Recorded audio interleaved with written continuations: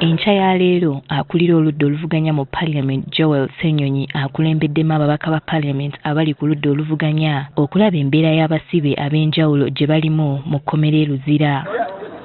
Nga bakkiriziddwa okuyingira mu kkomera bakulunguddeyo akadde nga bakyawayaamu nabo.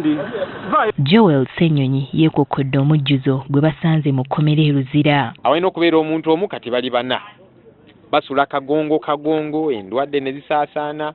Oli bw'avaawo nti mu kiro agenze emanju agenda okukomawo nga n'ekifo tekikyaliwo yabadde yeebase. Bangi ku bakyali mu nkomyo kwe kuli n'abo abaasindikibwayo kkooti y'amagye nga kkooti ensukkulumu bwe yalagira emisango gino giddizibwe mu kkooti za bulijjo ekitakolebwanga n'okutuusa kati. Era bateebwe oba emisango gyabwe gitwalibwe mu kkooti eza bulijjo tekikolebwanga. Kati abasibe abo beebuuza babubiyanga n'abalala.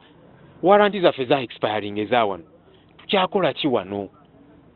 Kubanga kkooti y'amagye tekuyinaako buvunaanyizibwa. Ssenyonyi era atubuulidde nga bwe basobodde n'okusinkana abamu ku baali bakola nga ba agenti baabwe abaakwatibwa mu kalulu. Bagamba naye kati gwafuuka musango nti bw'obeera polling agent ne bajja ne babayoolera ku polling stations ez'enjawulo bataddeyo makomera ku lwaki omusango yali akuuma kalulu ka pulezidenti we Kyagulanyi Ssentamu Robert.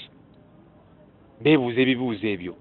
Lwaki akalulu kateekebwawo bwe kabanga okukeetabamu nga towagira gavumenti eriwo bubeera bumenyi bw'amateeka. Mu balala be babadde balina okukyalira ye munna PFF Dr. Kizza Besigye ne Obed Lutale abaakakulungula kati omwaka mulamba mu nkomyo. Ssenyonyi atubuulidde nga Lutale bw'abategeezezza nti embeera ya Dr. Kizza Besigye mbi era ye tebasobodde kumulaba. Era Hajji Obed Lutale atugambye nti ekyamazima Dr. Besigye okutereera ddala si wano mukomera. Wano mukomera bagezaako ne bamujjanjaba mu ngeri gye bagezezaako naye yeetaaga specialized treatment etali wano mukomera.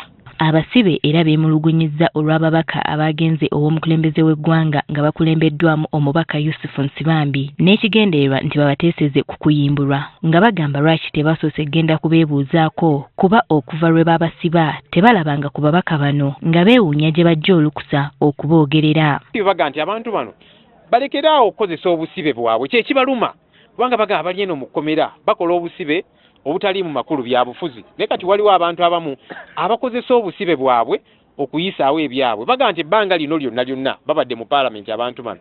Ensonga nga tebazoogerangako nga tebajjanga kubalabako kuba mu makooti basoose kugwa mu kalulu ne bajjukira nti abasibe gye bali era tugende tubateeseze. Bagamba nti bano bannakigwanyizi abaagala okuyisaawo ebyabwe nga beerimbise ku by'okubateeseza.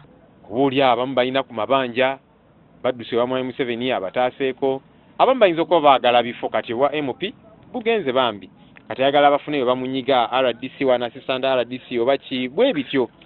Kati abasibe bano baga nti abantu bano balekeraawo okukozesa obusibe bwabwe okuyisaawo ebyabwe. Kati bano baagala bwe wabaawo enteeseganya ku kuyimbulwa kwabwe zirina okuba mu lujjudde so si mu nkukutu. Bamanye kibatadde eno bya bufuzi si bya mateeka. Kyovudde babadde ebbanga lino lyonna myaka emeka emisango tegitandikanga. Bamanyi nti bya bufuzi era okugonjoola ekyokuva mu makomera bya bufuzi. Naye bagamba nti bwe ziba nteeseganya abangi bayita dialogue okusookera ddala zirina kubanga ziri mu lwatu nga ziri mu stakeholders ab'enjawulo si bino eby'omu nkukutu. We tuviiriddeyo bano tubalese boolekedde mu kkomera ly'abakyala okulambula ku basibe abalala abali ku ludda olwo okuli n'amyuka pulezidenti w'ekibiina ki National Unity Platform mu Mambuka Lina Zedriga.